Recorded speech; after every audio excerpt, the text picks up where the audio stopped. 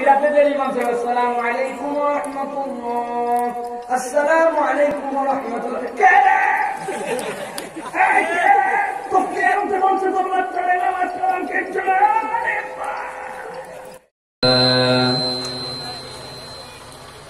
من يهد الله فلا مضل له ومن يضلل فلا هادي له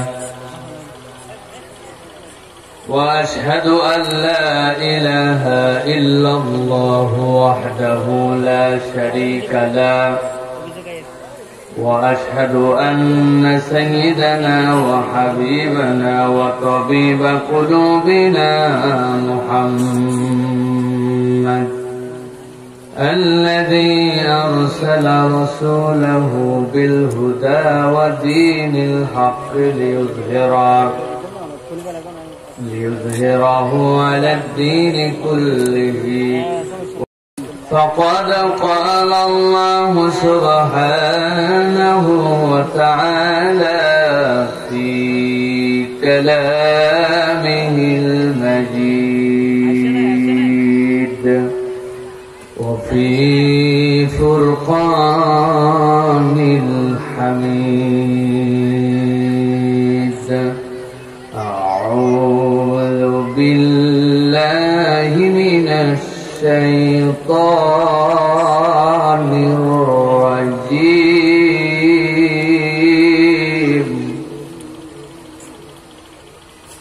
بسم الله الرحمن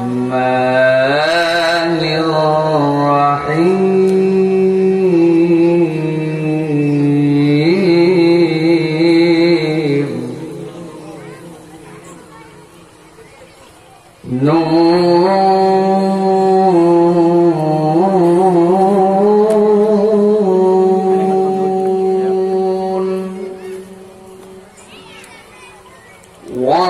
والقلم وما يسطرون.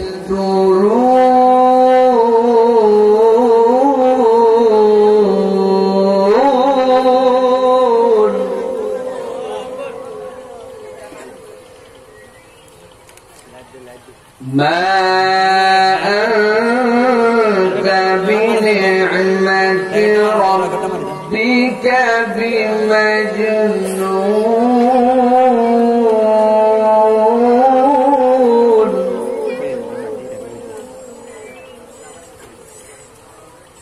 وإن لك لأجرا غير ممنون.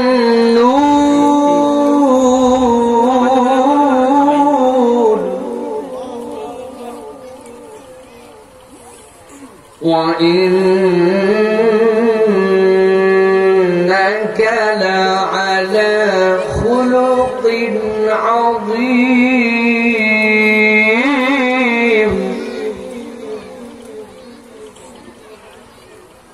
فستبصر ويبصرون بأيكم المفتون.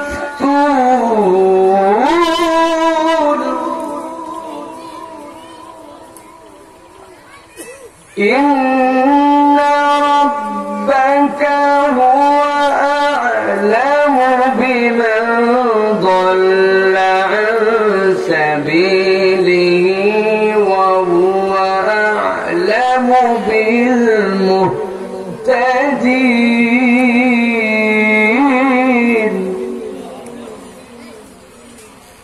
وقال الله سبحانه وتعالى آمرا ومخبرا للمؤمنين والمؤمنات إلى يوم القيامة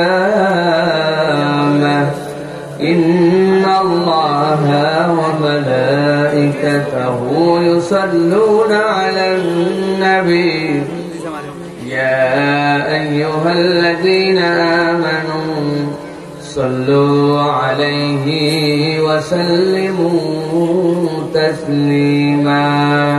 اللهم صل على محمد وعلى آل محمد كما صليت على إبراهيم وعلى آل إبراهيم إنك حميد مجيد اللهم بارك على محمد وعلى آل محمد كما باركت على إبراهيم وعلى آل إبراهيم إنك حميد مجيد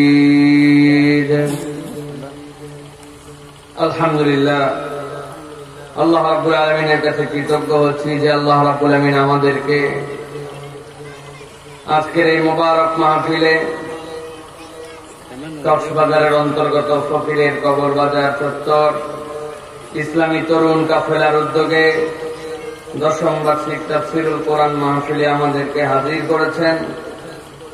আমাদের মাঝে উপস্থিত হয়েছেন আন্তর্জাতিক খ্যাতিসম্পন্ন মুফাসসির কোরআন হযরতুল আল্লাম ডক্টর শহীদুল ইসলাম বরকতি সাহেব। আজকের মাহফিলে প্রধান অতিথি হিসাবে আছেন জনাব কামাল উদ্দিন সাহেব, ভারোয়াখালী ইউনিয়নের সদর কক্সবাজারের সম্মানিত চেয়ারম্যান মহোদয়। আজকের মাহফিলে আমার সামনে উপবিষ্ট বিভিন্ন পর্যায়ে মুরব্বিয়ানে আযম, আমার প্রিয় তরুণ যুবকেরা, স্নেহের ছোটরা, পর্দার আড়ালের মা এবং বোনেরা, একবার সালাম দিয়েছি, আরো একবার আপনাদের কাছে দোয়া করা এবং পাওয়ার আশায় সালাম নিবেদন করি। আসসালামু আলাইকুম ওয়া রাহমাতুল্লাহ। আপনারা ভালো আছেন ভাই?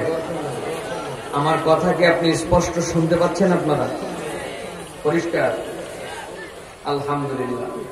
আমি আপনাদের কাছে সংক্ষিপ্ত সময়ে নির্ধারিত একটি বিষয়ে কিছু কথা পেশ করার জন্য চেষ্টা করব কোরআনুল কারীম থেকে। আজকের পুরো পৃথিবীতে মানুষের মৌলিক যে সমস্যা আর ইসলাম আর মুসলমানদের বিপক্ষে ইহুদি নাসারাদের যে চক্রান্ত, এই চক্রান্তের যেই জায়গাটাতে মুসলমানরা এখন নজর দেয় না, মুসলমানদের নজর নেই, আমি সেই প্রসঙ্গটা নিয়ে একটু কথা বলার জন্য চেষ্টা করব। প্রিয় ভাইয়েরা, ইসলাম মুসলমানদেরকে, ইমানদারদেরকে পরিবারের প্রতি আলাদা দায়িত্ব দিয়েছে। পরিবারের প্রতি ইসলাম বড় বেশি দরদ দেখিয়ে পরিবারের বন্ডিং, পরিবার যেন আমাদের নষ্ট না হয়, ইসলাম আমাদেরকে পরিবার টিকিয়ে রাখার জন্য নির্দেশনা দেয়।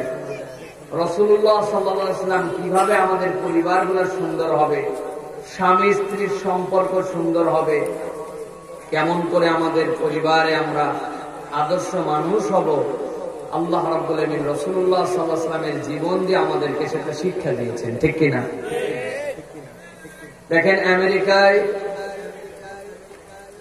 আজ থেকে 40 বছর আগে একটা স্টাডি হয়েছে, তারা একটা জরিপ চালিয়েছে। সেই জরিপ চালানোর পরে তারা দেখেছে আমেরিকাতে বর্তমানে 40 বছর আগে, বর্তমান তারা বলছে সেই সময়ে আমেরিকাতে মাত্র 45%, আবার কেউ কেউ বলছে 39% পরিবার আছে, বাকি মানুষ পরিবারহীন। এই যে 39% মানুষ পরিবারে আছে, কিরকম পরিবার? বউ রাগ করে বাড়ি থেকে চলে গেছে, বাপ আর ছেলে 2 জন মিলে থাকে, এটাও পরিবার। বাপ মা 2 জনই, বাপ একজনের পছন্দ করে চলে গেছে, মা একজনের পছন্দ করে চলে গেছে, ভাই বোন 2 জন বেকায়দায় করে এক বাড়িতে থাকে, এটাও পরিবার। বাপ ছেলে মেয়ের উপরে রাগ করে চলে গেছে, মা আর মেয়ে থাকে, এটাও পরিবার। এইরকম করে পরিবার বানায়া পরিবারের হার হচ্ছে 40%। কত পার্সেন্ট? যেইগুলার সঙ্গে আপনাদের কাছে পরিবারের বললাম, বাংলাদেশে কি এইভাবে পরিবার বললে কেউ পরিবার মানবে ভাই? প্রিয় ভাইয়েরা, এই যে পরিবার, এই পরিবার নষ্ট হয়ে যাচ্ছে, আমাদের পরিবারের মধ্যে সৌন্দর্য থাকতেছে না। এতে সবচেয়ে বেশি খুশি হচ্ছে ইসলামের যারা বিদ্বেষী, তারা।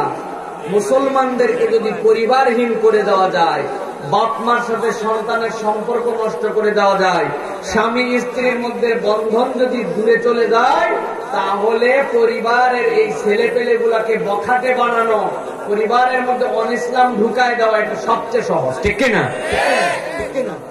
এটা ভালো করে হিসাব করে বিবেচনা করে আমাদেরকে চলতে হবে যে ইসলাম পরিবার বানাতে বলছে এবং পরিবার যে আপনি বন্ধন গড়বেন এর জন্য রাসূলুল্লাহ সাল্লাল্লাহু আলাইহি সাল্লামকে আল্লাহ নমুনা স্বরূপ করছেন। সুবহানাল্লাহ বলেন।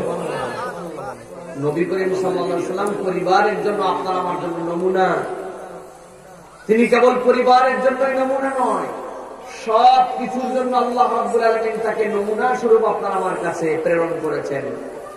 শয়তানের একটা হেডকোয়ার্টার আছে, জানেন আপনারা কোথায় বলেন তো? হাদিসের মধ্যে আল্লাহ রাসূল বলছেন সমুদ্রের উপরে এক জায়গায় সে সিংহাসন গেড়ে বসে থাকে, হেডকোয়ার্টার। সারাদিন শয়তান কাউরে নামাজে গাফলতি করাইছে, কারো বা চোখের গুনাহ করাইছে, কারো বা গীবত করাইছে, কাউকে দিয়ে খোঁচায় নিছে, নানান অপরাধ করায়া যখন শয়তান রিপোর্ট দিতে যায় বসের কাছে, তুই কি করছিস? বলে আমি এই কাজ করে আসছি। ভালো করছিস কিন্তু অত ভালো না, সরায় দেয়। তুই কি করছিস? তবে নামাজ না পড়াইছে, আসরের নামাজ না পড়ায়, মাগরিব না পড়ায় মাহফিলে নিয়ে আসছিস। বাবা ভালোই কাজ করছিস, কিন্তু অত খুশি না। একজন যে বলে যে আমি স্বামী স্ত্রীর মধ্যে গন্ডগোল লাগাইছি, লাগায়া ওই বেটা এমন চেতানো চেতাইছি, বেটা বউরে বলছে 1 তালাক 2 তালাক 3 তালাক। শয়তান সাথে সাথে বুকের সাথে তারে জড়ায় ধরে বলে তুই বাপের বেটার মতো সবচেয়ে ভালো কাজ করছিস। তার মানে পরিবার যখন থাকে না শয়তানও তখন খুশি হয়, ঠিক কিনা? আমাদের এই পরিবারকে আল্লাহ রাব্বুল আলামিনের রাসূলের দেওয়া নমুনা অনুযায়ী আমাদেরকে গঠন করতে হবে। আজকে আপনাদের কাছে রাসূলুল্লাহ সাল্লাল্লাহু আলাইহি ওয়াসাল্লামের আগে পরিচয়টা একটু জানার জন্য সূরা কলম থেকে আমি 5-6টা আয়াতে কারিমা তেলাওয়াত করেছি। সূরা কলমের এই আয়াতগুলোর অল্প একটু ব্যাখ্যা করে পরিবারের উপর 2-3টা টিপস দিয়ে আমরা ইনশাআল্লাহ কথা শেষ করব। আপনারা শুনতে রাজি আছেন তো ভাই? কারা কারা রাজি আছেন একটু হাতটা উঁচু করেন দেখি, টান টান করে একটু হিম্মত করে একটা তাকবীর দিবেন। আশপাশে যারা রাস্তাঘাটে আছে তারা যেন টের পায় যে এখানে মাহফিল হচ্ছে। পারবেন ইনশাআল্লাহ? মুখের কাপড় যেগুলো বাইন্ধে রাখছেন ওগুলো কাপড় সব খোলেন। আমি আছি তো ভাই, দায়িত্ব তো আমি নিচ্ছি না। রেডি আছেন আপনারা? দেখে একটু হিম্মত করে একটা তাকবীর দেন দেখি। লিল্লাহে তাকবীর। হয়েছে? তাকবীর হয়েছে? এই যে হলুদ গেঞ্জি তো বলে নেই, ও চিন্তা করছে আমি হুদাই বলবো না। দেখে হিম্মত করে তাকবীর দাও। লিল্লাহে তাকবীর। নাই আরো জোরে লিল্লাহে তাকবীর। আল্লাহ কবুল করুক। আল্লাহ রাব্বুল আলামিন রাসূলুল্লাহ সাল্লাল্লাহু আলাইহি সাল্লামের প্রতি কুরআনুল কারীম অবতীর্ণ করতে শুরু করলেন। কাফের মুশরিকরা নবীর প্রতি কোরআন অবতীর্ণ হয়, নানান ধরনের কথা বলে, রাসূলকে নানান ভাবে উত্তপ্ত করার চেষ্টা করে। ভালো করে জেনে রাখবেন মক্কার যে কাফের মুশরিকরা ছিল তারা অজ্ঞান মানুষ যে ছিল, তাদের কোনো জ্ঞান ছিল না এরকম নয়, বরং এক একজন আরবিতে বড় ব্যুৎপত্তিওয়ালা মানুষ ছিল। তাদের আরবির জ্ঞানের কোনো অভাব নাই, এমন অভাবনীয় জ্ঞান তাদের। কিন্তু কোরআনের আয়াত যখন অবতীর্ণ হয় ওই মানুষগুলা যখন কোরআন শুনে শুনে বুঝতে পারে এটা স্বাভাবিক কোনো কথা নয়, তারা সত্যটা বুঝতে পেরেছে, সত্যটা অন্তর দিয়ে উপলব্ধি করতে পেরেছে। কিন্তু সত্য গ্রহণ করলে তো তাদের বাপদাদার ধর্ম নাম নিশানা থাকবে না। এই জন্য কোরআনের বিপক্ষে কোনো কথা বলার আগে অনেক সময় রসুলের উপরে কথা বলতো। আল্লাহ নবীকে এলাকার মানুষের কাছে অন্যরকম ভাবে প্রমাণ করার জন্য আমার নবীকে তারা বলতে শুরু করলো এই কোরআন যার উপরে আসে এই লোকটা নিজেই হচ্ছে একটা পাগল, একটা উন্মাদ লোক। অনেক সময় অনেক উন্মাদ পাগলেরা মাঝে মাঝে সাংঘাতিক সাংঘাতিক কথা বলে, চরম চরম জ্ঞানী আতেল মার্কা কথা বলে। এই মুহাম্মদও সেই গোষ্ঠীর লোক। এই কোরআনটা এই পাগলের মধ্যে এই জন্য বের হয়। নাউজুবিল্লাহ বলেন। আমার আল্লাহ রাব্বুল আলামিন সূরা হিজরের মধ্যে তার বর্ণনা দিয়েছেন। সূরা কলম অবতীর্ণের আগে সূরা হিজরের আয়াতের মধ্যে আল্লাহ বলছেন ইয়া আইয়ুহাল্লাযী নুযিলা আলাইহিয যিকরা ইন্নাকা লামাজনুন। আল্লাহ রাব্বুল আলামিন বলছেন সূরা হিজরের মধ্যে ওই মানুষগুলা মুহাম্মদ সাল্লাল্লাহু আলাইহি ওয়াসাল্লামকে বলতো, এই মুহাম্মদ তো হচ্ছে একটা পাগল, এই মুহাম্মদ তো একটা উন্মাদ, নিশ্চয় এই জিকির এই কোরআন যার উপর অবতীর্ণ হয় সে হচ্ছে একটা উন্মাদ, সে হচ্ছে একটা পাগল। আমার আল্লাহ রাব্বুল আমিন রাসূলকে দেওয়া এই কষ্ট, নবীকে দেওয়া এই তিক্ত অভিজ্ঞতা সহ্য করতে পারেন নাই। আমার আল্লাহ রাব্বুল আমিন আয়াতে কারিমা অবতীর্ণ করলেন, নুন ওয়াল কলামি ওয়া মা ইয়াসতুরুন।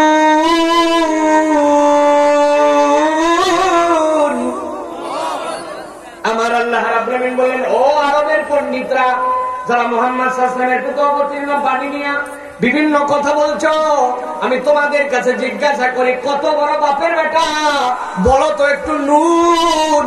আমি আল্লাহ যে নুন দিয়ে শুরু করলাম, এই নুনের মানে কি বলো?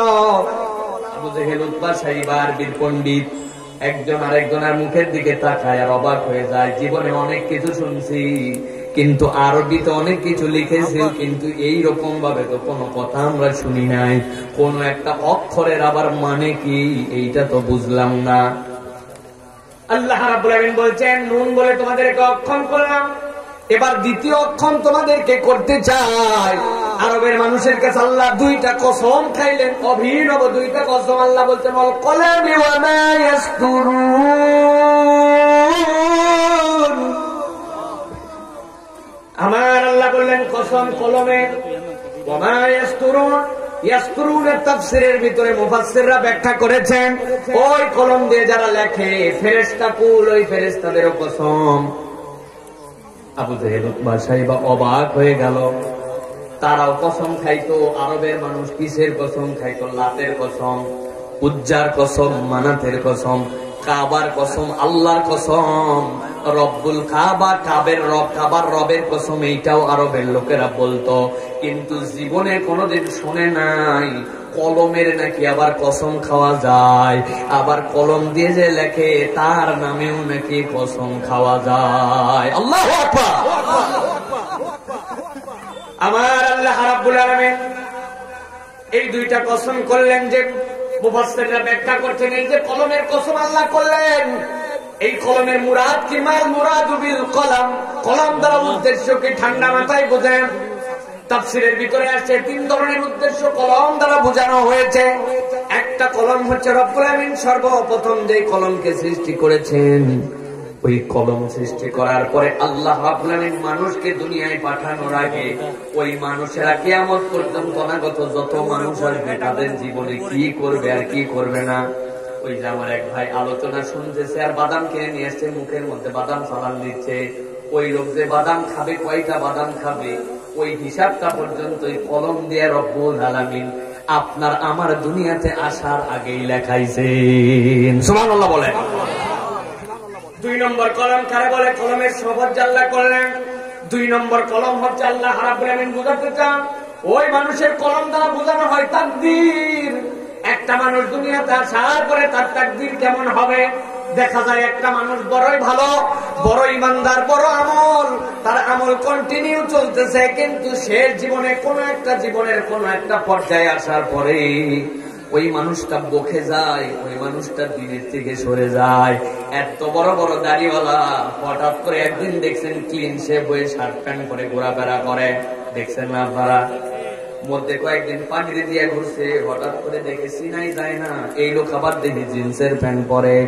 আবার এমন উল্টা মানুষও দেখা যায় সারা জীবন এক লাইনে, হঠাৎ করে একটা কোরআনের কথা, একটা হাদিসের কথা, একটা আমল তার জীবনে এমন ধাক্কা মারছে, আগের মানুষ আর পরের মানুষের মধ্যে মিল নাই, ঠিক কিনা? আমার আল্লাহ রাব্বুল আমিন এটার দ্বারা কলমের উদ্দেশ্য দ্বিতীয়টা নিতে পারেন তাকদীর। তিন নম্বর উদ্দেশ্য হচ্ছে দুনিয়ার মানুষ। তোমার হাতের মধ্যে কলম আছে ইকোনো ডিএক্স, তোমার হাতের মধ্যে কলম আছে। আপনার এলাকার মধ্যে কোন কলম সবচেয়ে প্রসিদ্ধ? ভাই মেটাডোল টাইম, আপনার হাতে কলম আছে। আল্লাহ বলছেন কলমের কসম করলাম কলমের গুরুত্ব বোঝানোর জন্য। বান্দা তোমার হাতে যখন কলম থাকবে তোমার যেন সঠিক নোক্তা, সঠিক অক্ষর, সঠিক মানবেন না, সঠিক যেন তোমার সিগনেচার হয়। হাতের মধ্যে কলম পেয়ে জাতির ভাগ্য জাহান্নামে যাক এমন জায়গায় এমন চুক্তিতে সই দিছে আমার দেশের অস্তিত্ব বিলীন হয়ে যেতে পারে। এইরকম 2 নম্বর কাজ যেন তোমার কলম দ্বারা না হয়, যেই ফাইলে সই করলে তোমার জন্য আল্লাহ এবং তার রাসূল অসন্তুষ্ট হয়, এরকম কোন বিল পাস করায়া ওই বিলের উপরে যেন তোমার কলম দিয়ে সই করো না। ঠিক কিনা? আমার আল্লাহ রাব্বুল আলামিন বলছেন, গভীর মনোযোগে বুঝেন, মূল আলোচনা এটা না, ভূমিকা। আগে কলম, নুন, কসম এগুলার মানে বুঝে নেন। আল্লাহ রাব্বুল আলামিন সূরা অবতীর্ণ করছেন কি জন্য সেটাও বলেছি, সূরা হিজরের আয়াত মনে রাখবেন। আল্লাহ রাব্বুল আলামিন বলছেন ওয়া মা ইয়াসতুরুন, আরেকটা কসম খাইলাম ওই কলম দিয়ে যারা লেখে, কিরামান কাতিবিন, আমার আল্লাহ রাব্বুল আলামিন 2 খাতের মধ্যে সম্মানিত লেখক 2 ফেরেশতা বানায় রাখছেন। ফেরেশতার নাম কিরামান আর কাতিবিন নয়। কিরামান মানে সম্মানিত, কাতিবিন মানে লেখক। ফেরেশতার নাম আমরা জানি না, কিন্তু এই সম্মানিত 2টা ফেরেশতা বান্দা যা করে তাই লেখে। আল্লাহ বলছেন কলমেরও কসম, ওই ফেরেশতা যেই ফেরেশতা লেখে তারও কসম। তাহলে আল্লাহ এখানে কসম করেছেন কয়টা? শুনতে পাচ্ছেন না ভাই? বলেন কয়টা? আল্লাহ রাব্বুল আলামিন এবার বলছেন, আরবের পণ্ডিতরা হা করে আছে, এই জিকির নাকি যার উপর অবতীর্ণ হয় সেই মানুষটা নাকি বিকারগ্রস্ত, সেই মানুষটার নাকি জ্ঞান নাই। আমার আল্লাহ রাব্বুল আলামিন নুন দ্বারা বললেন অর্থ পারলে বল, হা করে আছে এরকম অর্থ জানি না। পুরা কোরআনুল কারীমে 29টা জায়গায় এরকম অক্ষর এসেছে, আল হুরুফ আল মুকাত্তাআত। এই 29টা জায়গায় কখনো একটা, কখনো 2টা, কখনো 3টা, 4টা আল্লাহ ব্যবহার করেছেন। আল্লাহ রাব্বুল আলামিন এখানে একটা ব্যবহার করলেন, 2টা কসম কাটলেন। কসম দেখে আর এই নুন দেখে তারা অপারক। এবার আমার আল্লাহ বলছেন তোমাদের উত্তর শোনো, ইয়া আইয়ুহাল্লাযীনা নুযিলা আলাইহিয যিকরা ইন্নাকা লামাজনুন, তোমরা যে আমার নবীর ব্যাপারে বলেছিলে যার উপরে জিকির আসে সে মাজনুন। এবার আমি আল্লাহ সাক্ষ্য দিচ্ছি, শুনে রাখো, মা আনতা বিনি'মাতি রাব্বিকা বিমাজনুন।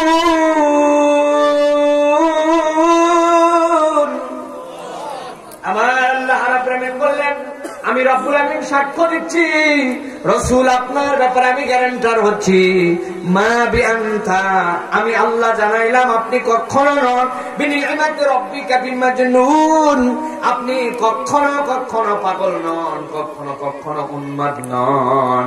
এই সাক্ষ্য আর কেউ নয়, আমি আল্লাহ আপনাকে দিলাম। সুবহানাল্লাহ। আপনার কোন একটা ছেলে সদ্য হাঁটা একটু শিখছে, বয়স 2 বছরের মতো, আপনি আদর করে ডাকবেন, আব্বু আসো তো, আসো তো, হাঁটো তো। ছেলে ধাপ ধাপ করে হাঁটে, হাঁটতে হাঁটতে হঠাৎ করে ধপাস করে 2 ধাপ আপনার কোলে আসার আগেই উপুর হয়ে পড়ে গেছে, হাঁটুতে ব্যথা লেগে গেছে। ভালো করে বুঝলেন, হাঁটুতে ব্যথা লাগার সাথে সাথে আপনি দৌড়াই গেছেন তার কাছে, যাওয়ার পরে আদর করে বলতেছেন বাবা কিছুই হয়নি, কিছুই হয়নি। ছেলে জানে কিছু হয়েছে কি হয়নি, বেচারির হাঁটুতে লাগছে, দাঁতে লাগছে, হয়নি মানে কি, হাউ মাউ করে কাঁদতে শুরু করছে, মনটা খারাপ। এতক্ষণ বলছেন কিছু হয়নি, কিছু হয়নি, খানিকক্ষণ পরে বলতে শুরু করছেন এবার বেটার কান্না দেখে, আরে বাবা তুই জায়গায় জায়গায় করছিস ওই জায়গাতেই ব্যথা লাগছে, দেখ কেমন পিটানো, আরে পিটাই, মাটির উপরে 2টা বাড়ি দিতে, আমার বেটারে মারছিস বেটা, এই জায়গায় শান্ত না। এরপরে খানিকক্ষণ পরে ছেলে একটু খুশি হয়েছে, আপনি বলছেন কিছু হয়নি, কিছু হয়নি, এখন ওই জায়গায় বাড়ি দেওয়ার পরে দেখে মনে শান্তি পেয়েছে, আমার আব্বা আমার হয়ে তারে মারে। খানিকক্ষণ পরে আবার বলছে আরে বেটা আমার বেটার হাড্ডি এমন শক্ত বেটা, কিছু তো হয়নি, হয়নি, যেই জায়গায় পড়ছিস ওই জায়গায় দেখি গর্ত হয়ে গেছে, বেটা ফুলে বুঝি কিনা। কেন এই উদাহরণ দিলাম খেয়াল করেন, আমার আল্লাহ রাব্বুল আলামিন বলছেন মা আনতা বিনি'মাতি রাব্বিকা বিমাজনুন, হে রাসূল আমি আল্লাহ জানাচ্ছি আপনি মাজনুন নন, আপনি উন্মাদ নন। আল্লাহ বলতেছেন এইটুক বলার পরে আমার নবীজি তারা বলেছিল উম্মাদ আমার নবীকে যারা মাজনুন বলেছিল, আল্লাহ বলতেছেন আমার শান্তি হয় নাই, এইটুকু বলে আমার নবীকে আমার শান্তি হয় নাই। আল্লাহ নবীকে আরো বলতেছেন ওয়া ইন্না লাকা লাআজরান গায়রা মামনুন। আল্লাহু আকবার। আল্লাহ রাব্বুল আলামিন বলছেন, রাসূল আমি আপনার জন্য ঘোষণা দিচ্ছি ওয়া ইন্না লাকা লাআজরান গায়রা মামনুন। আপনাকে যারা কষ্ট দেয়, আপনাকে দুনিয়ার বুকে যারা পেরেশানি দেয়, আপনাকে উন্মাদ বলে, আমি আল্লাহ তাদের কথার জবাবে আমি আল্লাহ নিজে আপনার হয়ে বক্তব্য দিচ্ছি, আপনি তো উন্মাদ ননই নন।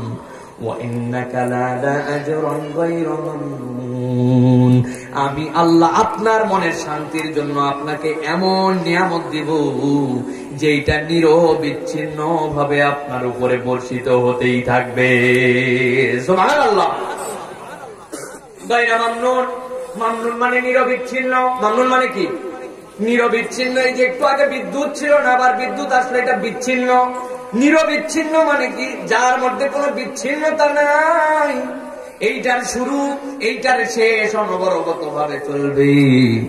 আধুনিক মুফাসসিররা ব্যাখ্যা করছেন, আল্লাহ যে বললেন আজরান গায়রা মামনুন, এইটার মানে আর কিছুই নয়, দুনিয়ার সব জায়গাতে রব্বুল আলামিন যে প্রক্রিয়ার মধ্যে আপনার আমার জন্য যে ব্যবস্থাপনা, আলোর ব্যবস্থাপনা আল্লাহ করে রেখেছেন। সূর্য আপনার আমার কাছে আসে জলে,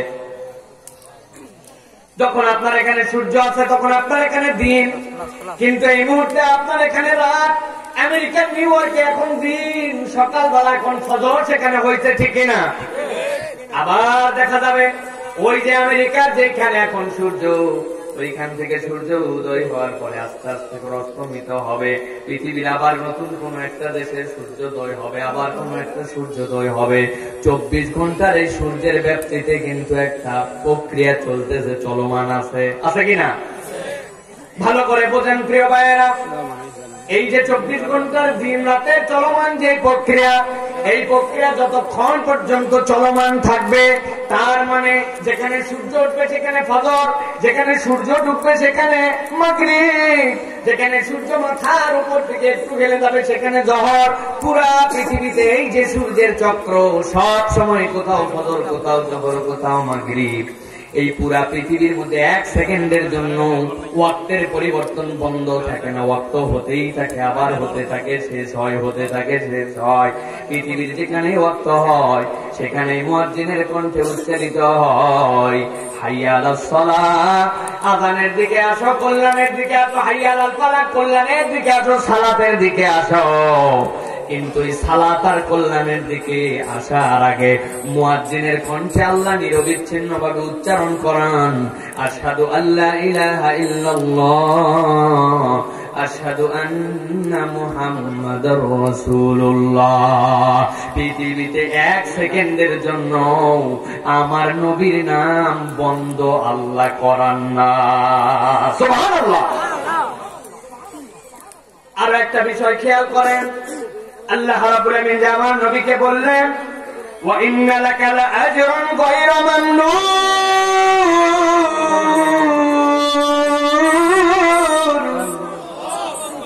আমার আল্লাহ বললেন আপনার এই যে উজরত, আপনার মনের যে কষ্ট, এই ব্যথা দূর করে দেওয়ার জন্য আমি রব্বুল আলামিন আপনার জন্য যে নিয়ামত দিব এটা নিরবিচ্ছিন্ন থাকবে, এটা বিচ্ছিন্ন হবে না। আমার আল্লাহ রাব্বুল আলামিন বুঝাতে চান, পৃথিবীতে যত মুসলমান থাকবে, যদি তার নামটা আল্লাহর কাছে মুসলমানিত্বে টিকায় রাখতে চাই, তাহলে নামাজ পড়ার কোনো বিকল্প নাই, ঠিক না? নামাজ না পড়লে আপনার কি ইসলামের মধ্যে থাকার সম্ভাবনা আছে? সম্ভাবনা আছে? আপনি যদি নামাজ না পড়েন, আপনার ঈমান নিয়ে টানাটানি, শরীয়ত বলতেছে আপনার ঈমানের মধ্যে পর্যন্ত ঝামেলা। প্রিয় মুসলমান, খেয়াল করেন, আপনি নামাজের ভিতরে বাহিরে কতগুলা ফরজ আর কতগুলা ওয়াজিব আছে, আছে কিনা? প্রিয় মুসলমান, আপনি নামাজের প্রথম রাকাতে 4 রাকাত বিশিষ্ট নামাজের প্রথম 2 রাকাতে আপনি তাহিয়াত উপরে উঠে গেছেন। দ্বিতীয় বৈঠকে আপনি যেই নামাজের জন্য 4 রাকাতের বৈঠকে বসছেন, আপনার জন্য আত্তাহিয়াতুর সাথে সাথে আপনার জন্য দরুদ শরীফ পড়াটা আল্লাহ ফরজ করেছেন। কোন ব্যক্তি যদি এই ওয়াজিবটা ছেড়ে দেয় তার নামাজ নষ্ট হয়ে যাবে, তার নামাজের মধ্যে সুজদা দেওয়া জরুরি হয়ে যাবে। তার মানে কিয়ামত পর্যন্ত যত মানুষ আল্লাহর জন্য সালাতে দাঁড়াবে প্রত্যেকটা মানুষ নবীর প্রতি দরুদ ও সালাম পাঠাবে, ঠিক কি না?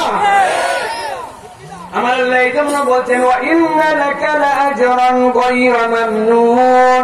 আমি আল্লাহ রাব্বুল আলামিন আপনাকে জানালাম রাসূল, আপনাকে সান্ত্বনা দিয়ে আমি রাসূল আপনাকে জানাই রাখলাম কিয়ামত পর্যন্ত আপনার উপরে আমি রব্বুল আলামিন এত রাজি খুশি আপনার প্রতি আমি আল্লাহর উজরতটা নিরবিচ্ছিন্ন দিতেই থাকব। সুবহানাল্লাহ।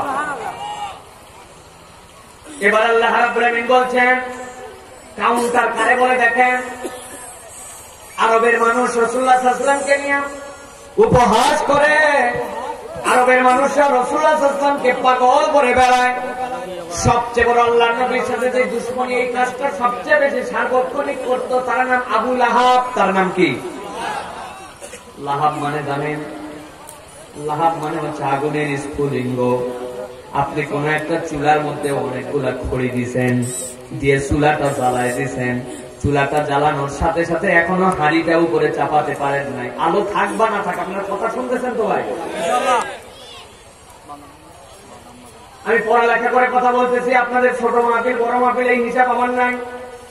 অনেক কষ্ট করে এই জায়গায় এসে আপনার জন্য কথা বলতেছি। মনোযোগ দিয়ে কোরআন টু কোরআন বার্তা নিয়ে যান। লাহাব মানে হচ্ছে স্ফুলিঙ্গ, আগুনের ফ্লেম, ফ্লেম অফ ফায়ার। চুলার মধ্যে আগুন লাগাই দিয়েছে, ধোঁয়াটা যেন উঠে যায়, এখন পর্যন্ত হাঁড়ি বসান নাই। ওই যে আগুনের যে উপরে যে লেলিহান শিখাটা থাকে, পুরা লালও না আবার পুরা ধোঁয়াও না, কেমন যেন একটা ব্রাইট ব্রাইট আলো, ওইটাকে বলা হয় লাহাব। মক্কার বুকে সবচেয়ে সুন্দরতম দেখতে রাসূলের চাচতো ভাইদের মধ্যে যেটা ছিল ওইটা হচ্ছে আবু লাহাব। ওর কাজ ছিল দুইটা। কয়টা? আল্লাহর নবী যেখানে, আবু লাহাব সেখানে। আল্লাহ নবীর জীবনের শুরুর দিকে দাওয়াতের ক্ষেত্রে বেশি কিছু বলতেন না, কেবল বলতেন ইয়া আইয়ুহান নাস কুলু লা ইলাহা ইল্লাল্লাহ তুফলিহুন। লা ইলাহা ইল্লাল্লাহ বলো, সফল হয়ে যাবা। যেই না আবু জেহেল, উতবা, সাইবা আল্লাহ নবীকে বিদ্রোহ করে শেষ করে দিত, কিন্তু আল্লাহ নবী যেখানে ৫-৭ জন ১০ জন লোক, বাজারে যেখানে লোক জড়ো হয়, যেখানে মানুষ জড়ো হয়, ওই জায়গায় আল্লাহর নবী যাওয়ার পরে বলেন লা ইলাহা ইল্লাল্লাহ বলো, সফল হয়ে যাবে। আল্লাহ নবী এই কথা বলে কেবল জায়গাতে পরিবর্তন করেছেন, সরতে দেরি, এক মুহূর্ত দেরি না করে সাথে সাথে সেই জায়গায় আবু লাহাব দাঁড়ায় যেত। যাওয়ার পরে বলতো ইন্নাহু লাকাযাব, নিশ্চয় মুহাম্মদ যেই কথা বললো সে মিথ্যাবাদী, সে হচ্ছে সাবি, সে বাপদাদার ধর্ম ত্যাগকারী, তার কথা বিশ্বাস করা যাবে না। নাউযুবিল্লাহ। আল্লাহ নবী মনে বড় ব্যথা পাইতেন, যেখানে সে যায় আল্লাহ নবীর কথা বলার সাথে সাথে সেইটা কাউন্টার দেয়, নবীর শান্তি নাই। দ্বিতীয় একটা কাজ করতো আবু লাহাব। তার কাজ ছিল আরবের বুকে তারা মক্কা শরীফে আসতো, তারা হজ করতে আসতো, উমরা করতে আসতো, আল্লাহর ঘর দাওয়াত করতে ১২ মাস কোনো না কোনো মানুষ আসতো। কিন্তু মক্কার জমিনটা ফ্ল্যাট ল্যান্ড না, যেদিক থেকে ইচ্ছা সেদিক থেকে আসা যায়, ব্যাপারটা এরকম নয়। কিছুটা আপনাদের এই পাহাড়ি এলাকার মতো, আপনাদের এলাকায় যেদিক থেকে সেদিক থেকে আসা যাবে। পাহাড়ের মধ্যে যে রাস্তা আছে আপনার, ঠিক আরবের অবস্থা তার থেকেও বড়। এক পাশে জাবালে আবু কুবাইস, এক পাশে জাবালে ওমর, এক পাশে অন্যান্য পাহাড়। এই পাহাড় গুলার মধ্যে থেকে গিরিখাত কাটা থাকতো। মক্কা থেকে, মক্কায় কেউ যদি মদিনা থেকে আসতো কোন রাস্তায় আসা লাগবে, সিরিয়া থেকে যদি কেউ আসে কোন রাস্তায় আসা লাগবে, জেদ্দা থেকে যদি কেউ আসে কোন রাস্তায় আসা লাগবে, রাস্তাগুলা বিন্যাস করা ছিল। আবু লাহাব যেই না হজের সিজন আসতো, রাস্তার মাথায় দাঁড়ায় যাইত। যেই মানুষগুলা মক্কায় ঢুকবে ওই মানুষগুলাকে দাঁড়া করায় বলতো কোন এলাকা থেকে আসছো, অমুক এলাকা, তোমাদেরকে অগ্রিম সতর্ক করে রাখি, মক্কায় কিন্তু একটা উন্মাদ বদ্ধ পাগল আছে, যা করো করো, খবরদার ওর কাছে যাবে না, ওর কাছে গেলে এমন এমন কথা বলে সুস্থ মানুষেরও মাথা খারাপ হয়ে যায়। আল্লাহ রাব্বুল আমিনের খেলা দেখেন, মাকারু ওয়া মাকারাল্লাহ ওয়াল্লাহু খায়রুল মাকিরিন। আমার আল্লাহ বলছেন কৌশল তো তোমরাও করো, আমি আল্লাহ কৌশল করি। আমার নবী তো এত মানুষের কাছে দাওয়াত দিতে পারবে না। আবু লাহাব সব লোকের কাছে কাছে আগে যায় সতর্ক করে, খবরদার নবীজির কাছে যেন যেও না, এই লোকের মাথা ঠিক নাই, এই লোকের সমস্যা আছে, এই লোকের কাছে যদি যাও তোমাদেরকে প্রভাবিত করে উল্টা পাল্টা করে দিবে। ওই লোকেরা সাথে সাথে চিন্তা করত, এতদিন পর্যন্ত মক্কাতে যখন আমরা ঢুকেছি জমজমের পানি আমাদেরকে ঢেলে দেয়, আমরা জমজমের পানি খাই, আসার সময় আপ্যায়ন করে একটু খেজুর দেয় যে আহলান সাহলান মারহাবান ইয়া হুজ্জাজু বাইতুল্লাহিল কিরাম, ও বাইতুল্লাহর মেহমান তোমাদেরকে সুস্বাগতম বলে বলে শুভেচ্ছা জানাই। জীবনে কোনোদিন তো আমাদেরকে এর বাইরে কিছু দেখার সুযোগ হয় নাই, এবার দেখি আমাদেরকে বলে মক্কায় একটা লোক বেরোইছে, তার কাছে যাওয়া যাবে না। কথার আবার এমন প্রভাব, ওই কথা শুনলে নাকি আমরা উল্টা পাল্টা হয়ে যাব। ওই মানুষগুলার মধ্যে থেকে এমন মানুষ ছিলেন যারা আল বাইয়াতুল আকাবাতুল উলা, যারা প্রথম আকাবার শপথের মধ্যে সাথী ছিলেন, মদিনা থেকে আসছিলেন, দ্বিতীয় আকাবার শপথের সাথী ছিলেন, যারা মদিনা থেকে বিভিন্ন দেশ থেকে আসছিলেন। ওই মানুষেরা নিজের মুখে বলেছেন, আবু লাহাব যখন আমাদেরকে মানা করত, এইরকম করে আমাদেরকে দেখা করতে নিষেধ করত, আমরা মনে মনে চিন্তা করছি, আরে বেটা এতদিন পর্যন্ত নানান সময় আমাদেরকে নানান জায়গা থেকে নানান ধরনের আপ্যায়ন, কিন্তু এই বছর আমাদেরকে বলা হয়েছে খবরদার ওই লোকের সাথে দেখা করা যাবে না। আমরাও শপথ নিয়েছি, এবার হজ হলেও ভালো, না হলেও ভালো, ওমরা হলেও ভালো, না হলেও ভালো, যেই লোকের কাছ থেকে নিষেধ করেছে, যার কথা নাকি এত প্রভাব, আমাদের হায়াতে থাকলে ওই লোকটার সাথে দেখা না করে মক্কা ছাড়ব না।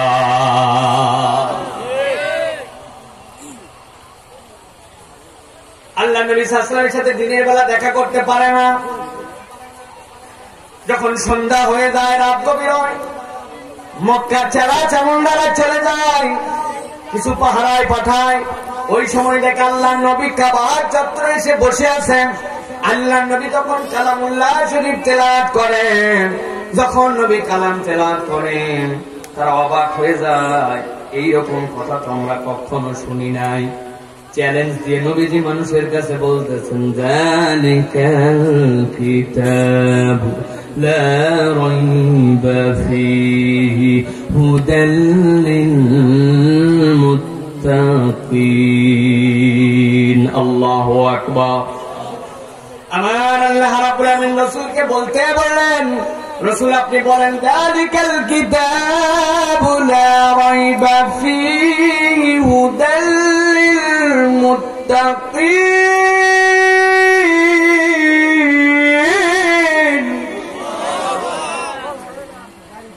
কি আশ্চর্য কথা! এতদিন পর্যন্ত আমরা যা কথা বলি, কথার আগে পিছিয়ে আমরা সবসময় লিখে দেই। আমাদের কথায় ভুল থাকতে পারে, ভুল থাকলে জানাই দিবেন। আর যেই লোকের ব্যাপারে বললো পাগল, যেই লোকের ব্যাপারে বলে উন্মাদ, সেই লোকরা বলে যালিকাল কিতাব, এমন বার্তা এনেছি, আগেই ঘোষণা দিলাম, লা রাইবা ফী, কোনো ভুল নাই, হুদাল লিল মুত্তাকিন, মুত্তাকিদের জন্য এটা হেদায়াত। যেই মানুষ এরকম কথা বলে সেই মানুষ কোনো স্বাভাবিক কথা নয়।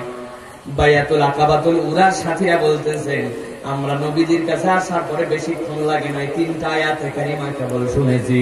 শোনার পরে আল্লাহর নবীকে বলেছে, আমরা মদিনা থেকে আসছি, ইয়া রাসূলুল্লাহ আপনি যে কথা বলেছেন আমাদের কোনো সন্দেহ নাই, আপনি আল্লাহর রাসূল। আল্লাহর রাসূল হলে আমাদেরকে হাতে হাত দিয়ে বায়াত পরায় নেন। আল্লাহর নবী তাদেরকে শাহাদাতের কালেমা পড়াইছেন। শাহাদাতের কালেমা পড়ানোর সাথে সাথে ওই মানুষরা জিজ্ঞাসা করছে, ইয়া রাসূলুল্লাহ আপনার জন্য আমাদের পক্ষ থেকে কোনো সহযোগিতা লাগবে নাকি? আল্লাহ নবী বললেন তোমাদের সহযোগিতা হচ্ছে তোমাদের জীবনের থেকে আমার জীবনকে বেশি ভালোবাসতে হবে। ওই মানুষেরা বলতেছে বাপ দাদার 14 পুরুষের ধর্ম পালন করে যাদের বয়স 30, 40, 50, 60, মাত্র কোরআনের পরশে 5টা মিনিট অতিক্রম হয়েছে, এমন ভাবে নূর ভিতরে ঢুকে গেছে, তারা আল্লাহর নবীর হাতে হাত দিয়ে শপথ করছে, ইয়া রাসূলুল্লাহ সম্পদ সব আমার ব্যয় করবেন আপনি, আপনার জানের থেকে আমার জানের দাম কখনো বেশি হবে না, আপনার জানের জন্য আমাদের জান কুরবান করতে রেডি হলাম। এইরকম 13 জন মুসলমান একসাথে আপনার হাতে বায়াত হয়ে গেলাম। সুবহানাল্লাহ। আমার আল্লাহ রাব্বুল আমিন বলছেন মা আনতা বিনি'মাতি রাব্বিকা বিমাজনুন ওয়া ইন্না লাকা লাআজরান গায়রা মামনুন। এবার আমার আল্লাহ বলছেন এই যে রাসূলের কাছে আসলে মানুষ এরকম পরিবর্তন হয়ে যায়, যেই ওমর ছিল 0, কি ছিল? সেই ওমর আল্লাহর নবীর কাছে আসা মাত্র হয়ে গেল হিরো, ঠিক কিনা?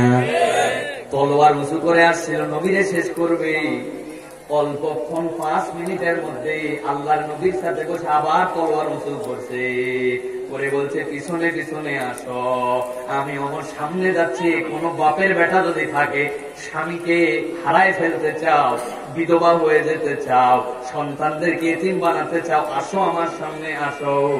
আল্লাহর নবীর কাছে এসে 0 ওমর হিরো হইয়া আল্লাহর নবীর দাওয়াতকে মক্কার বুকে প্রকাশ্যে নিয়ে আসছে, ঠিক কিনা? আল্লাহ বলছেন কোন জাদুবিদ্যা এটা হলো, কেমন করে এটা হলো? আল্লাহ রাব্বুল আলামিন সাক্ষ্য দিচ্ছেন, সেই সাক্ষ্যটা শোনেন। আল্লাহ বলছেন ওয়া ইন্নাকা লাআলা খুলুকিন আযীম।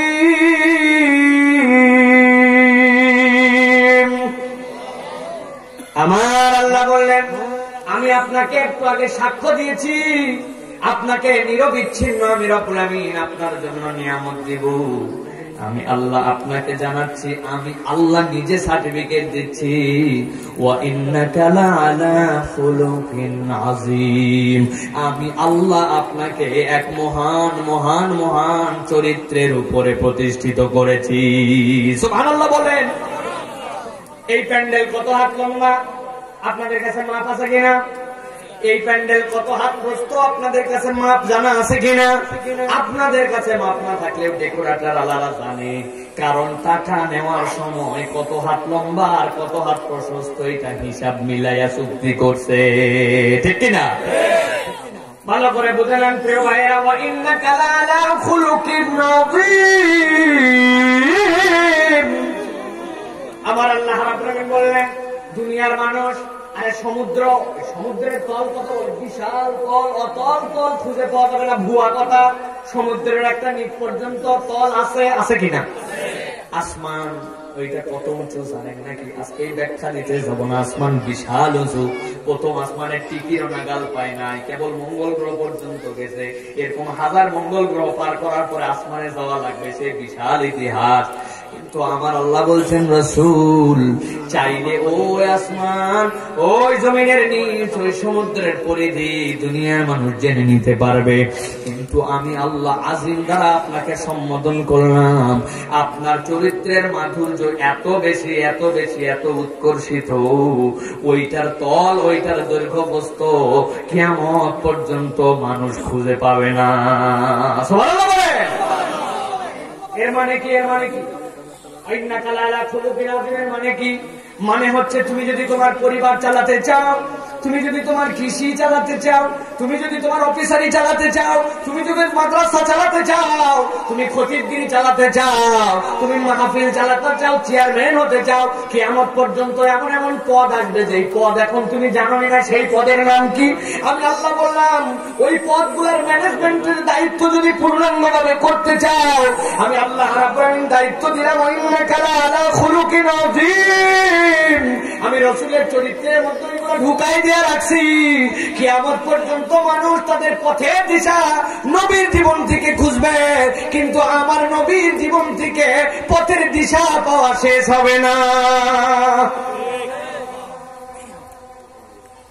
কোরআন বুঝে পড়বেন, কোরআনের অন্তরে এবং সারগুলা অন্তরে অনুভব করবেন, তাইলে কোরআন বুঝে পড়ার মজা পাবেন। সন্তান যখন পড়ে গেছিল কয়টা সান্ত্বনা দিচ্ছেন? ভুলে গেছেন? কয়টা দিচ্ছেন?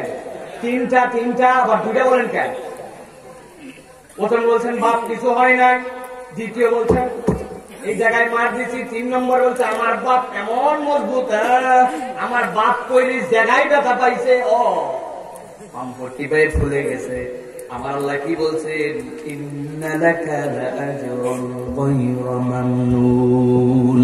আপনাকে যে নিয়ামত দেওয়া হয়েছে কোনো শেষ নাই, নিরবিচ্ছিন্ন কিয়ামত যতদিন, আশহাদু আন্না মুহাম্মাদুর রাসূলুল্লাহ ততদিন। আল্লাহু আকবার। কিয়ামত যতদিন আল্লাহ রাসূলের নামে দরুদ দিয়ে নামাজ ততদিন, ঠিক কিনা?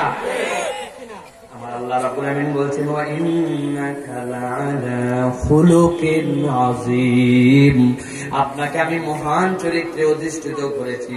আল্লাহ রাব্বুল আমিন যেন ভাষার ব্যবহারে মনে হচ্ছে আল্লাহর নিজের পক্ষ থেকে বলাটা শেষ হয় নাই, আরো একটু বলতে হবে, জায়গায় যেন ব্যথা পাইছে, আমার ব্যথা পড়ে যায়। আমার আল্লাহ বলছেন ফাসাতুবসিরু ওয়া ইউবসিরুনা বিআইকুমুল মাফতুন।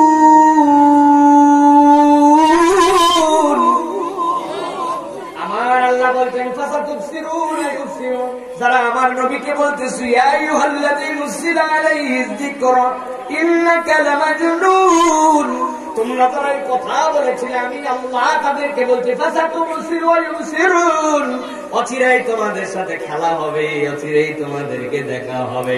বিআইয়িকুমুল মাফতুন, প্রকৃত বিকারগ্রস্ত কারা কিয়ামতের দিনে আমার কাছে আসলেই টের পাইয়া যাবি, ঠিক কি না?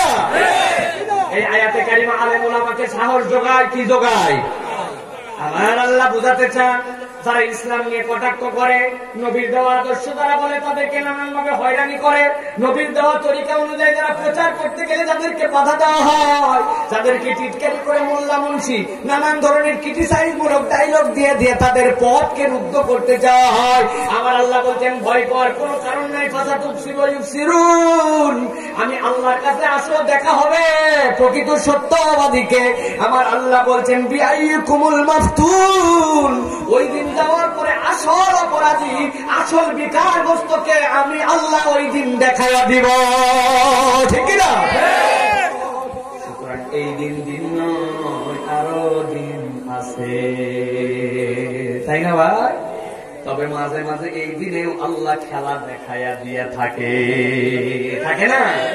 এই দিনে আল্লাহ মাঝে মাঝে দেখায়, ওরে বাড়তে হুজুর আলেম ওলামা কোরআন ইসলাম সব বলছিল, সাথে সাথে তেল দিছে নিজের দলের সাথে বগলে নিয়ে মনে করছে এই দুটো বগলে নিয়ে এগুলো বললে কিছু হবে না। আল্লাহ এমন লাথি দিছে, আগে প্রথম দলতে বাড়ি করছে, এরপরে পথ থেকে বাড়ি করছে, এরপরে দেশ থেকে বাড়ি করছে, এরপরে যাওয়ার পরে কোনো জায়গায় দেখা হয়নি। ফুটবলের মতো শর্ট খাইতে দেশে আসছে, আসার পরে এখন সাংবাদিকরা খুঁজতেছে গ্রামে আছে না শহরে আছে, অফিসের কোয়ার্টারে আছে না হোটেলে আছে, খুঁজেই পাওয়া যায়।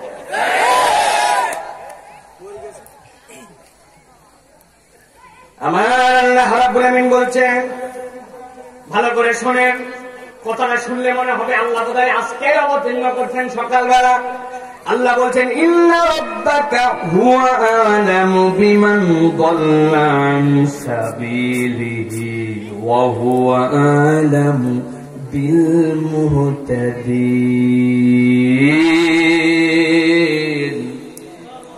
আমার আল্লাহ বলছেন, ফাইনাল কথা বলে দিলাম, শেষ সমাপনী। আল্লাহ রাব্বুল আমিন একদম উপসংহার দিচ্ছেন। আল্লাহ বলছেন ইন্না রাব্বাকা হুয়া আ'লাম, নিশ্চয় আপনার রব অধিক জ্ঞাত। আ'লাম ইসমে তাবদীল মুবালাগা, আ'লাম, নিশ্চয় আপনার আল্লাহ থেকে বেশি আর কেউ জানে না, তার জানাই শেষ। কি জানেন আল্লাহ? আল্লাহ বলছেন বিমান দাল্লা আন সাবিলিহি, কে আল্লাহর রাস্তা থেকে পথভ্রষ্ট হয়ে গেছে এটা আল্লাহ সবচেয়ে বেশি জানেন। তুমি যতই পণ্ডিতি খাটায় বলো আমার তরিকাই ঠিক, আমার অর্থনীতি ঠিক, আমার রাষ্ট্রনীতি ঠিক, আমি যেভাবে দেশ চালাচ্ছি এটাই ঠিক, আল্লাহ বলছেন কসু ঠিক। আমি আল্লাহ জানি কে ঠিক আর কে বেঠিক, আমার আল্লাহরে শেখানো লাগবে না।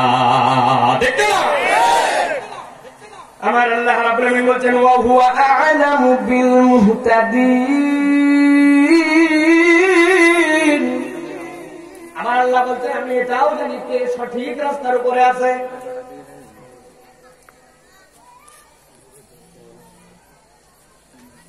গভীর মনোযোগে বোঝেন, আমাদের মূল আলোচনা কিন্তু এইটা। আমাদের মূল আলোচনা কি ছিল বলেন তো? নবীজির পারিবারিক জীবন মনে আছে নাকি? এখন নবীর এই চিনি না, নবীর আবার পারিবারিক জীবন কেন অনুসরণ করব? এমন লিডারের কাছে আপনি গেছেন, জানেন ওর কলমের দাপট আছে, কলমের যদি ক্ষমতা না থাকে, বাপদাদার থেকে টাকা পয়সা আছে, ও যদি কোন জায়গা থেকে কাবি খার প্রজেক্ট না আনতে পারে, টিআর যদি নাও দিতে পারে, বেচারির ব্যবসার পকেটের মাল আছে, নিজের থেকে হলেও কিছু তারা দিয়ে বিদায় করবে, ঠিক কিনা? তার কাছে যাওয়া লাগবে। এখন যার কিচ্ছু করার নাই, যার হাতে পাওয়ার নাই, ক্ষমতা নাই, তার কাছে যে আপনি কি পাবেন? আবার আপনি অঙ্ক পারতেছেন, অঙ্ক আপনার মিলে না, আপনি করেন ক্লাস 6-এ, আপনি গেছেন ক্লাস 3-এর এক ছাত্রের কাছে, দেখতো ভাই শুনলাম তুই নাকি গণিতে সাংঘাতিক ট্যালেন্ট, তোর কাছে একটু দেখা পেলাম, দেখতো। বলেন তো 3 ছেলে গণিতে যতই সাংঘাতিক ট্যালেন্ট হোক, উনি কি 6-এর ছেলের অঙ্কের সমাধান করতে পারবে? কারণ কি? কারণ 3-র পরে 4, 4-এর পরে 5, তারপরে 6। আপনাকে উপর থেকে নিচ নয়, নিচ থেকে আস্তে আস্তে উপরে যেতে হবে। তাহলে আপনি কিছু নিতে চাইলে আপনার উপরে যার কোয়ালিটি, তার কাছে যেতে হবে, ঠিক কিনা?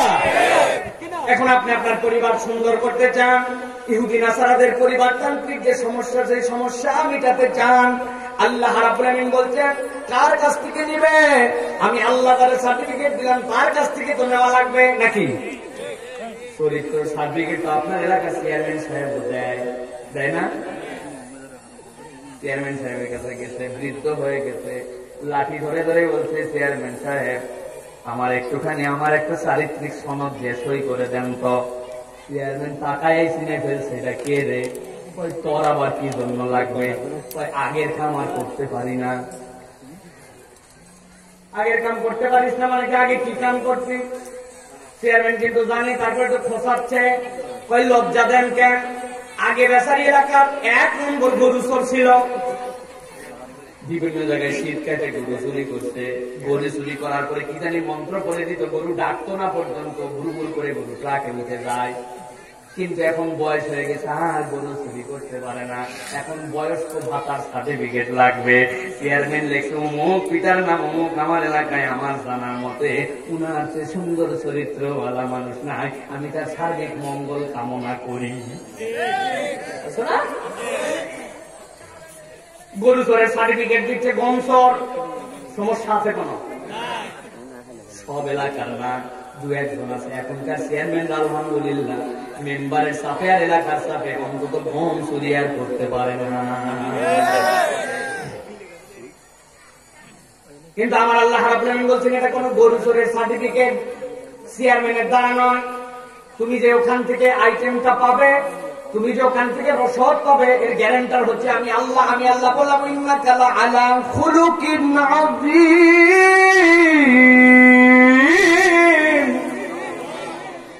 ও দুনিয়ার মানুষ, আমি রাসূলের জীবনে তোমাদের জন্য জীবনযাপনের পদ্ধতিও দিয়ে দিয়েছি। এখন ইমানদারের দায়িত্ব ওখান থেকে নিয়ে নিয়ে নিজের জীবনের সাথে ফিট করা। মুফাসসিররা ব্যাখ্যা করছেন খুলুকে আযীমের ভিতরে আল্লাহ 10টা গুণ মৌলিক ভাবে ঢুকাইছেন। কয়টা? জোরে বলতে হবে। দেখেন তো কে বলে নাই কয়টা? এই পিচ্ছি কি হলো? মুখুলিস না যাবেটা, বুঝলাম না। আমি কক্সবাজারে এবার যত জায়গায় মাহফিল করছি, মানুষ মনে ওয়াশ শুনতে শুনতে হাতটাই গেছে না। কয়টা গুণ? হাত দিয়ে গুণেন। খুলুকে আযীমের গুণ আল্লাহ রাব্বুল আলামিন রাসূলের মধ্যে যেগুলো ঢুকাইছেন, গুণেন, নিজের হাত ধরেন। 1 নম্বরে শিষ্টাচার, বলেন।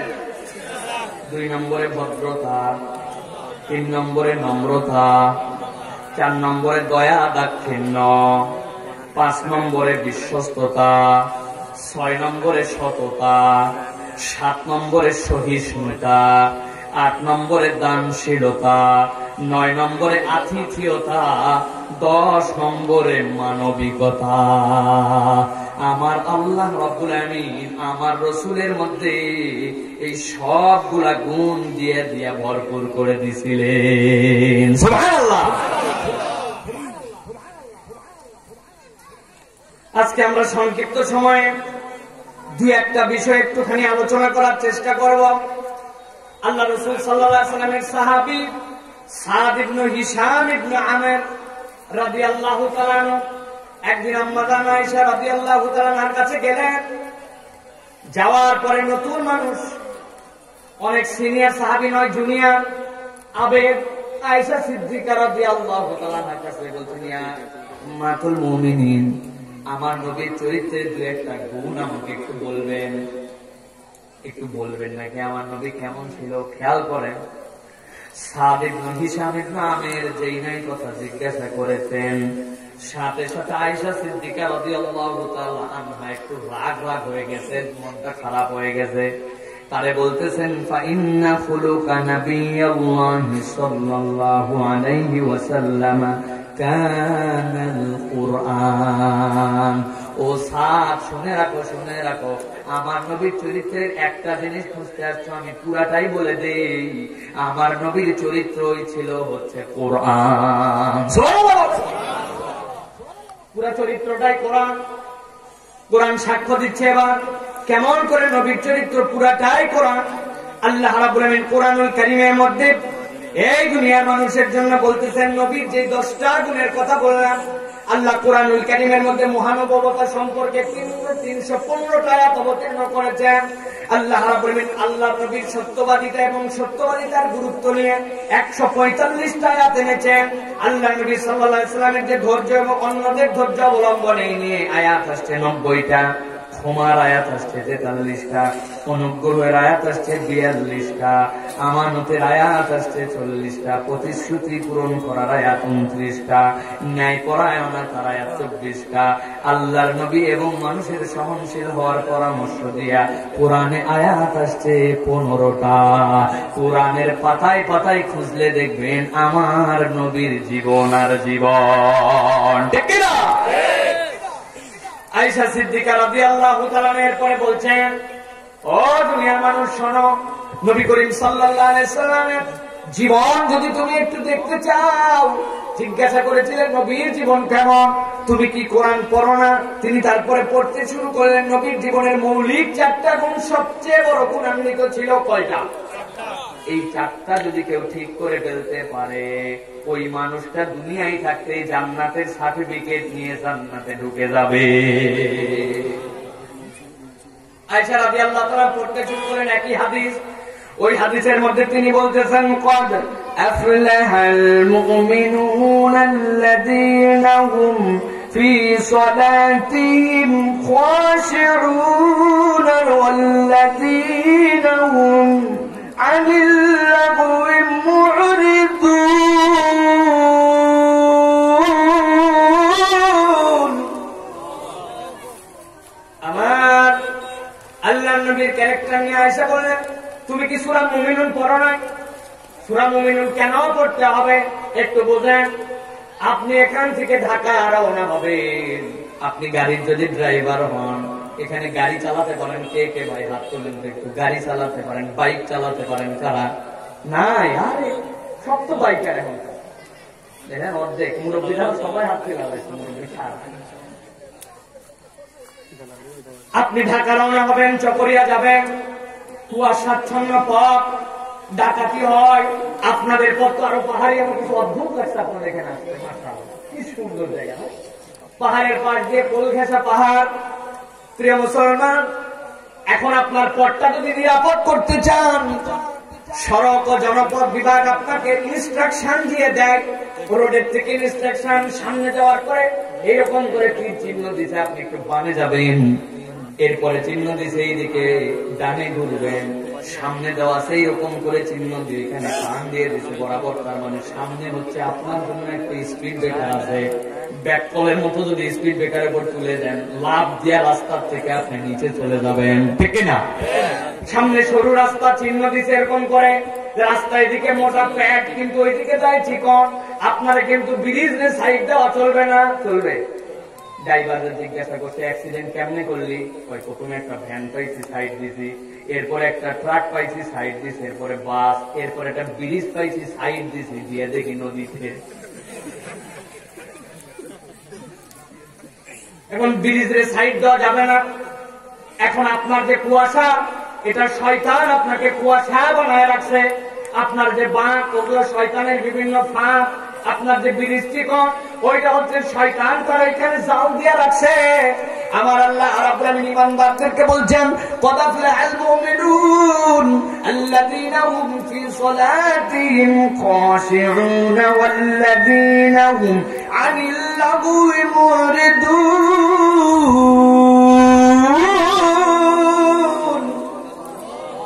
আমার আল্লাহ বলছেন এইগুলা তোমার জন্য আল্লাহর পক্ষ থেকে গাইডলাইন। আমার নবীর মৌলিক চরিত্রের মধ্যে 1 নম্বর ছিল, জীবনে কখনো নামাজকে গাফেল করেন নাই, নামাজকে ফার্স্ট প্রায়োরিটি দিয়েছেন। তাহলে নবীওয়ালা চরিত্র যদি আপনি নিতে চান, তাহলে নামাজ সহ নামাজ সারা, নামাজ সারা নামাজ সহ। তাফসীর মাহফিল করার জন্য অস্থির। আলহামদুলিল্লাহ পজিটিভ উদ্যোগ নেয়। কোরআনের কথা বললে, তাফসীরের কথা বললে পাগল। মাইক ভাড়া করতে চলে গেছে, প্যান্ডেলের কাজের জন্য ছুটাছুটি করছে, এসার পরে আছে হিসাবে করছে, আসর মাগরিব এসে 1 ওয়াক্ত নামাজ পড়ে না। আমার আল্লাহ বলছেন নবীর চরিত্রের 1 নম্বর দিক তাহলে কি হবে?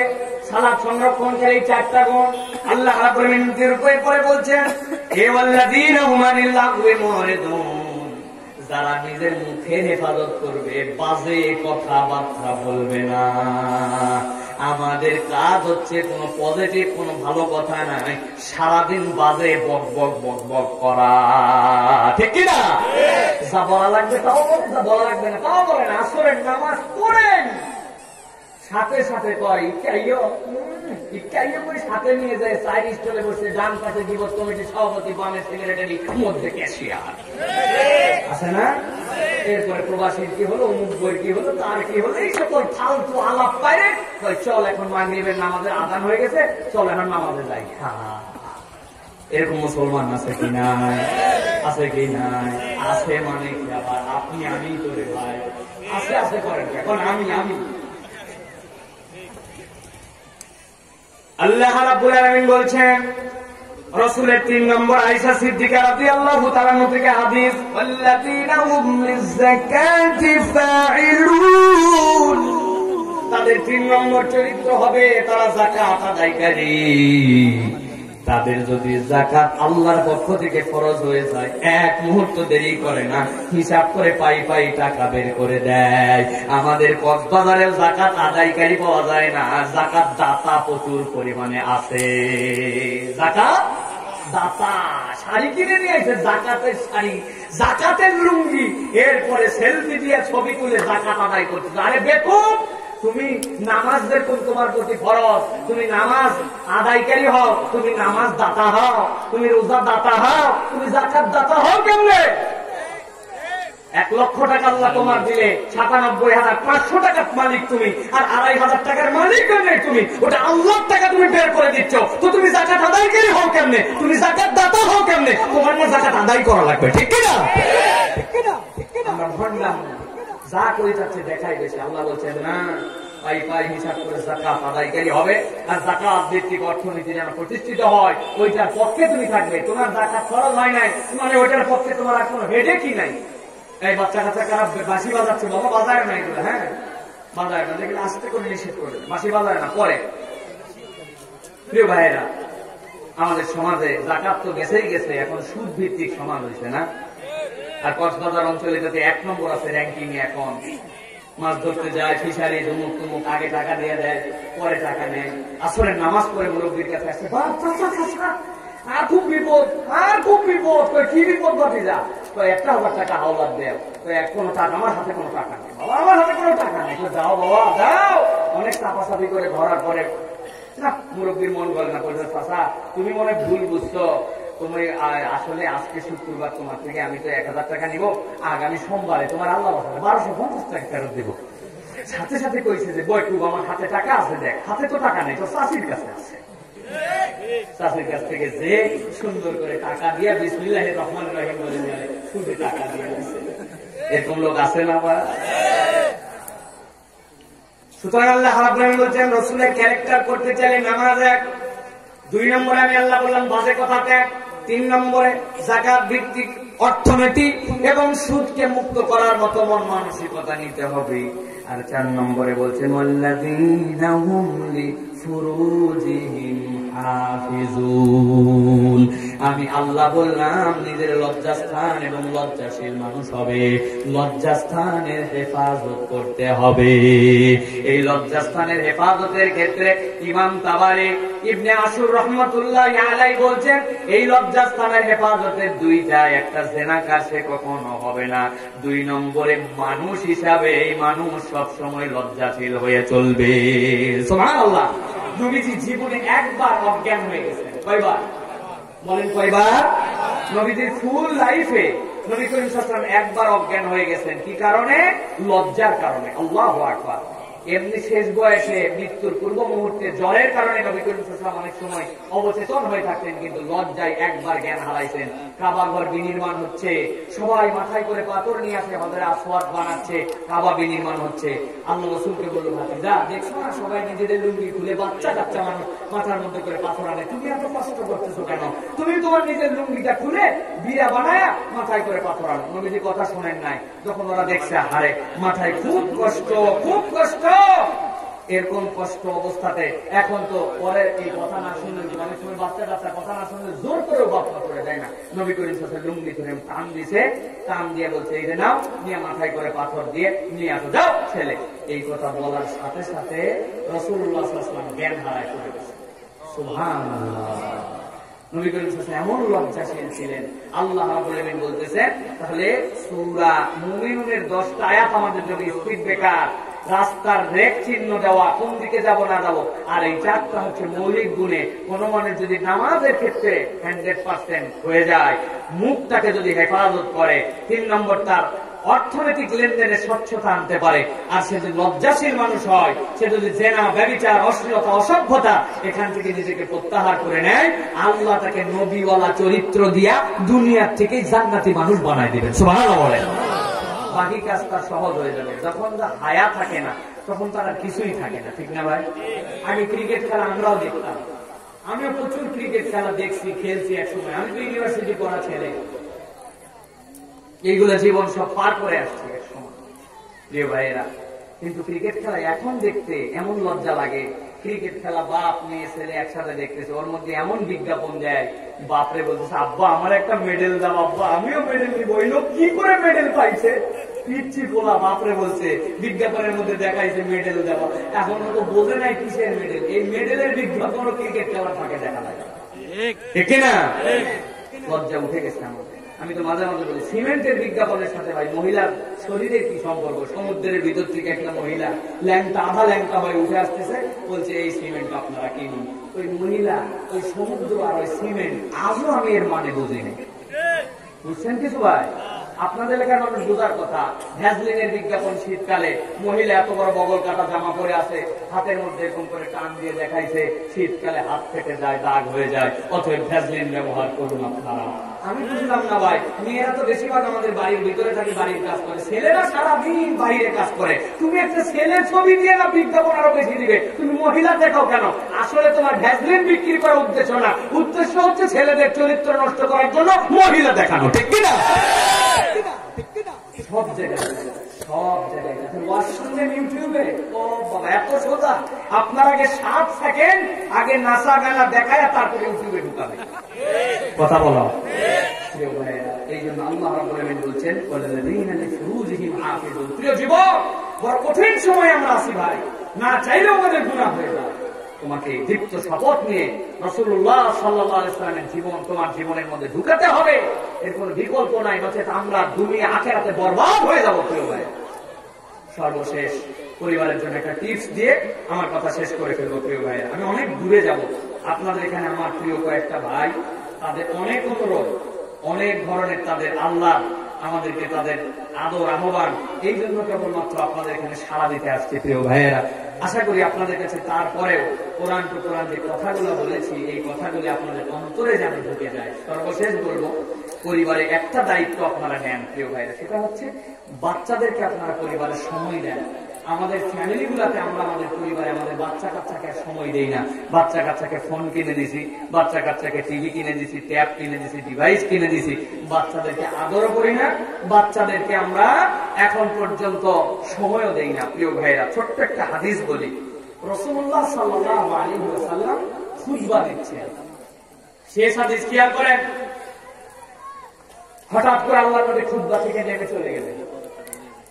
তাকায় দেখেন হযরত হাসান আর হুসাইন টকটকে একটা সুন্দর কাপড় পরে কেবল হাঁটতে শিখেছে, 2 বছর 2.5 বছর বয়স, কখনো পরে যেতে চায়, কখনো উঠে, মানে লড়বড় লড়বড় করতে করতে আসে। নবী করিম সাল্লাল্লাহু আলাইহি ওয়াসাল্লাম 2 জনকে দেয় বুকের মধ্যে জড়ায় ধরে খুতবার মঞ্চে এসে দাঁড়ায় বললেন, সাদাকাল্লাহ, আল্লাহ সত্যই বলেছেন, ইন্নামা আমওয়ালুকুম ওয়া আওলাদুকুম ফিতনাহ, তোমাদের সন্তান সন্ততি আল্লাহর পক্ষ থেকে একটা পরীক্ষা। রাআইতু হাদাইনি ফালাম আসবিরু সুম্মা আখাযা ফিল খুতবা, এই 2 জন পড়ে যাচ্ছিল, পরিমরি করে আসতেছিল, আমি এর উপরে ধৈর্য ধরতে পারি নাই, আদরের অতিশয্যে আমার বাচ্চাদেরকে কোলে তুলে নিয়েছি। সুবহানাল্লাহ। রাসূলুল্লাহ সাল্লাল্লাহু আলাইহি ওয়াসাল্লাম জুমার খুতবার মধ্যে বাচ্চাকে কোলে ধরে নেয়, আর আমরা এখন আমাদের বাচ্চাদেরকে ধমকায়া মসজিদ থেকে বিদায় করে দিই। কথা বলে মুরব্বী শেষ বয়সে একটু নামাজ ধরছে, আরে পিকা বাচ্চা হয়তো মসজিদে এসে একটু টাইম দিয়ে দিচ্ছে, খালি সালাম ফিরাতে দেয় ইমাম সাহেব, আসসালামু আলাইকুম ওয়া রাহমাতুল্লাহ, আসসালামু আলাইকুম ওয়া রাহমাতুল্লাহ, কে এই কে তো কে উঠে বলছে তোমরা চলে নামাজ কালাম কে চলে, আরে মুরব্বী পিকা আছে না, আছে না? আমি আল্লাহর কাছে যাই বলবো, আল্লাহ এই বাচ্চাটার এই বকাতে দিল, ওই মুরব্বী ওই বয়সে মসজিদে কয়দিন আসছিল, কিয়ামতে যাওয়ার পরে সব খেলা ফাইনাল হওয়ার পর টিভিতে একটু চালু করো, আমরা একটু দেখি, তখন দেখা যাবে ওই বয়সে মুরব্বী এখানে আসেই নাই, উনি ল্যাংটা হয় তখন পুকুরে গোসল করতেছে। বাচ্চাদেরকে মসজিদে আনলে তাদেরকে আদর করবেন, তাদেরকে সোহাগ দিবেন, বাচ্চাদেরকে সময় দিবেন, কোয়ালিটি টাইম দিবেন। রাসূলুল্লাহ সাল্লাল্লাহু আলাইহি ওয়াসাল্লাম আরেকটা হাদিস বলি, বাচ্চাদেরকে নবীজি কিরকম আদর করতেন। নবীজি একদিন সিজদায় গেছেন, সাহাবীরা চিন্তা করতে হয় নবীজি ডেড, মারা গেছেন, অথবা নতুন কোন একটা আল্লাহ রাসূলের প্রতি বিধান আসছে, তাছাড়া এতক্ষণ তো সিজদায় থাকার কথা না। এখন আমার মতো কিছু সাহাবী, আমার মতো বলতে মানে একটুখানি অ্যাক্টিভ মানুষ, এরকম চঞ্চল প্রকৃতির, একজন সিজদার মধ্যে থেকে এরকম করে নবীজি কিন্তু দেখার চেষ্টা করতেছে কি ব্যাপার। দেখে ও বাবা, নবীজির কান্দের উপরে জয়নব রাদিয়াল্লাহু তাআলা আনহা কন্যা উমামা, উনি নবীজির মাথার উপরে ভিআইপি মোডে বসে আছে। সুবহানাল্লাহ বললেন। রাসূলুল্লাহ সাল্লাল্লাহু আলাইহি ওয়াসাল্লাম নামাজ শেষ করলেন, করে বললেন, আজকে একটু সিজদায় দেরি হয়েছে, কিন্তু ও ঘোড়া দেবে, ও তো বড় ঘোড়ায় উঠতে পারে না। আমি সিজদায় যখন ঘোড়া মধ্যে থেকে আমার পিঠে উঠে একটু মজা করছিল, আমি চাইনি যে তার মজাটা দ্রুত শেষ হয়ে যায়, যতক্ষণ তার আনন্দ হয় এইটুক করুক, তারপরে আমি রাসূল সিজদার থেকে মাথা উঠছি। সুবহানাল্লাহ। নবীজি এইভাবে বাচ্চাদেরকে আদর করছেন, কোলে করে নিয়ে নামাজ পড়ছেন, সিজদার সময় বসায় রাখছেন। আর আমরা বাচ্চাদেরকে সময় দেই না, তাদের সাথে আমার কোনো সময় নাই, টাকা চাই ঝাড়ি মেরে দিয়ে দেয়, এ বাচ্চা যেখানে যায় সেখানে যায়, কোনো খবর নাই, কিছু নাই। না, আপনার বাচ্চাকে কোয়ালিটি টাইম দিতে হবে, মসজিদে আনতে হবে, আদর করতে হবে, এটাই হচ্ছে পরিবারের ভিত্তি। মাহফিলে যে বাচ্চা কাচ্চা আসে,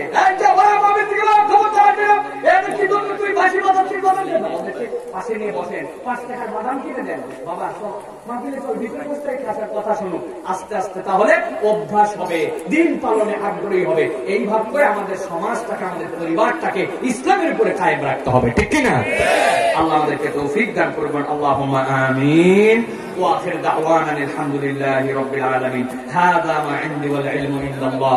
সুবহানাকাল্লাহুম্মা ওয়া বিহামদিকা আশহাদু আল্লা ইলাহা ইল্লা আনতা আস্তাগফিরুকা ওয়া আতুবু ইলাইক। আসসালামু আলাইকুম ওয়া রাহমাতুল্লাহি ওয়া বারাকাতুহু।